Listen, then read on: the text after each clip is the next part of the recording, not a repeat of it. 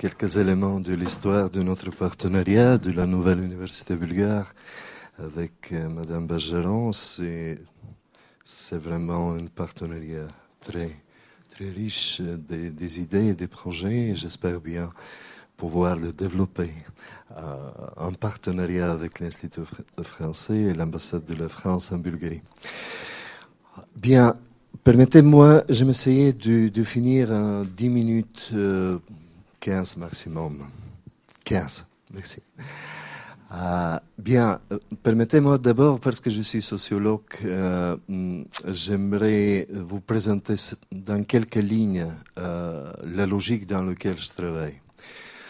J'ai commencé avec sociologie de la jeunesse, il y a déjà 40 ans, quand un concept est créé dans la sociologie de la jeunesse. C'est ici, Jean-François Chamboredon, c'est pas à Bordeaux.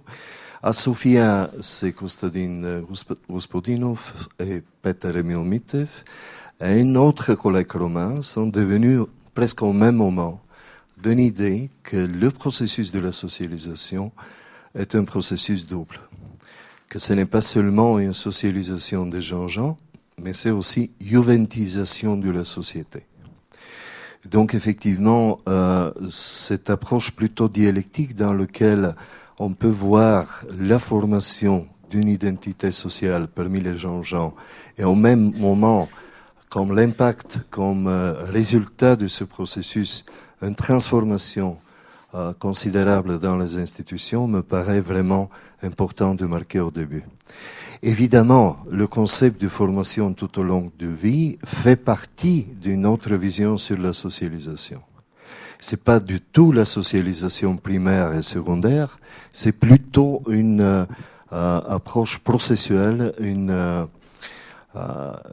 compréhension que nous avons toujours face à nous des obstacles, des processus à lesquels il faut s'ajouter, il faut s'inscrire dans quelque chose.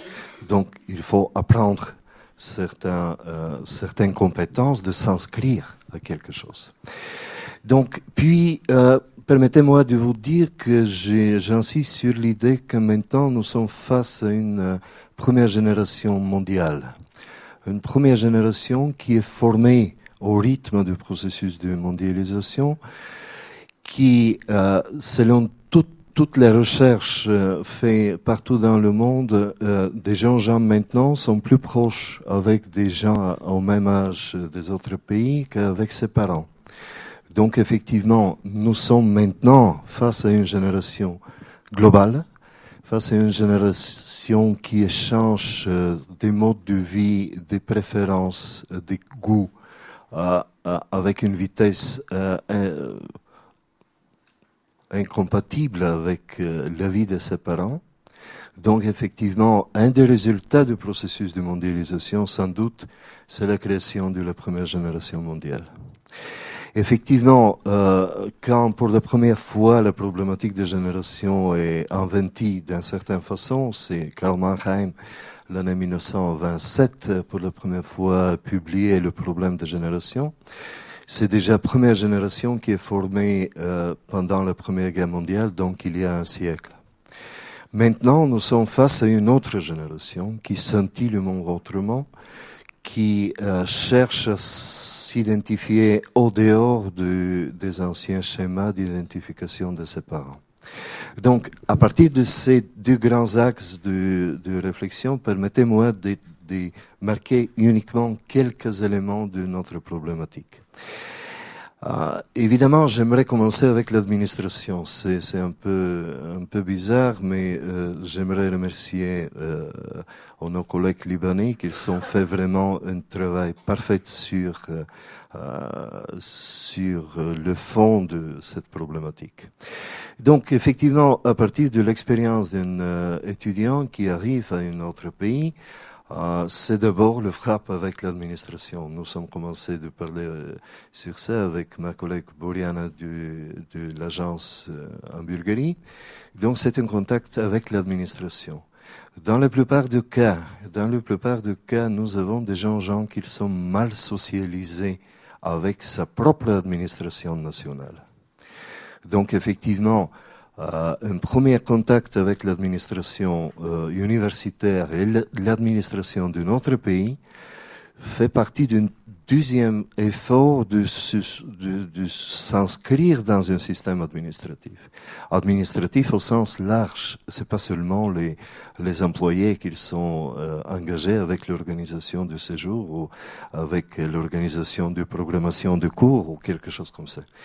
Donc effectivement, nous avons déjà un processus de réflexion autour de ce premier frappe avec l'administration, parce que dans l'expérience de la plupart des étudiants, les contacts avec l'administration sont de temps en temps conflictuels, de temps en temps difficiles, en général. Bien, c'est un autre moyen d'organiser ce temps. C'est un autre moyen d'organiser ses attentes à l'égard de son stage à l'étranger. Donc, vu de l'administration étrangère, l'administration nationale devient acceptée autrement. Donc, vous avez auprès de Jean-Jean, auprès des étudiants, un sentiment qu'ils sont tombés dans un monde administratif, dans un monde organisé autrement. Donc, c'est première tentative de comparer avec sa propre administration, avec son propre université, avec tout ce qui s'agit de l'organisation publique des rapports académiques. Et en même temps, évidemment, c'est aussi un facteur de resocialisation de l'administration. Parce que vous savez bien que les employés, les gens qui travaillent avec qui sont engagés de travailler avec les étudiants étrangers ont besoin toujours de s'adapter aux différents étudiants, de trouver moyen de communication, d'élargir sa propre compétence à l'égard des besoins spécifiques qu'ils ont des étudiants venant dans un certain pays européen. Donc effectivement, vous avez un processus d'une socialisation renforcée, d'une socialisation administrative renforcée des deux côtés. Des étudiants, mais aussi des gens qui sont engagés avec l'organisation de son séjour. Évidemment, c'est pareil en ce qui concerne les professeurs. Et j'aimerais ajouter ici que Erasmus, c'est aussi un champ d'ouverture et de découverte pour les professeurs. C'est pas seulement pour les étudiants. Et c'est une double vague. C'est une vague des étudiants qui sort, qui circulent en Europe, mais c'est aussi des professeurs. Et c'est une autre génération. C'est une autre génération qui s'adapte autrement. C'est une autre génération qui a fait ses études, qui a construit sa carrière dans les différentes conditions, qui devrait se comparer sa propre compétence avec ses collègues à l'étranger, qui devrait s'inscrire dans une autre logique de construction académique. Donc vous avez une comparaison, vous avez une réformulation de base du savoir. Effectivement, ce processus qui se déroule parmi les professeurs, il ne faut pas négliger. C'est pas du tout une autre partie des effets de l'impact du programme Erasmus. Donc, pour suivre un peu même logique, j'aimerais dire quelques mots sur la politique publique des États. Donc, effectivement, c'est un cadre général. On a déjà parlé avec Boriana ce matin au-dessus. L'efficacité, l'importance du moyen européen augmente si l'État est prêt de définir ses politiques, de définir ses priorités et d'investir certaines ressources dans ces priorités. Donc effectivement, le programme Erasmus en général pose la question de quelle façon l'éducation, la recherche fait partie de priorités nationales de tous les pays membres de l'Union européenne. Parce qu'effectivement, si vous n'avez pas une priorité bien définie par l'État, si l'État n'est pas engagé, pas seulement du côté financier, mais aussi du côté de politique publique, si l'État n'est pas engagé suffisamment avec l'éducation et la formation, évidemment, les ressources et la technologie du programme Erasmus n'aboutira pas de tous les objectifs qui sont déjà définis. Donc effectivement, en ce qui concerne les politiques publiques orientées vers les échanges des étudiants et des professeurs, il faut encore une fois se demander de quelle façon nos systèmes sont juventisés, de quelle façon ils sont prêts d'accueillir des gens provenant de l'autre pays. Parce qu'effectivement, par exemple en Bulgarie, nous sommes une société qui vieillit, qui est maintenant, nous sommes à la fin de l'année européenne du vieillissement et du rapport entre les générations.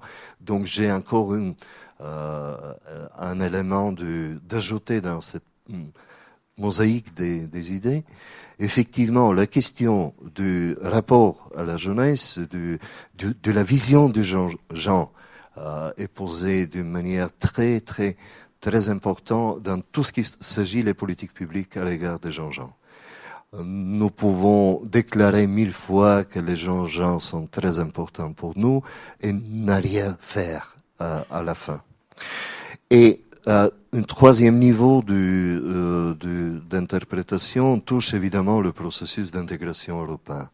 Donc comment ce processus unique, à mon avis, ce modèle politique unique de l'Union européenne peut définir effectivement pas seulement les objectifs du programme comme un programme Erasmus, mais aussi d'investir dans les impacts, dans la multiplication des effets obtenus par un tel programme sectoriel.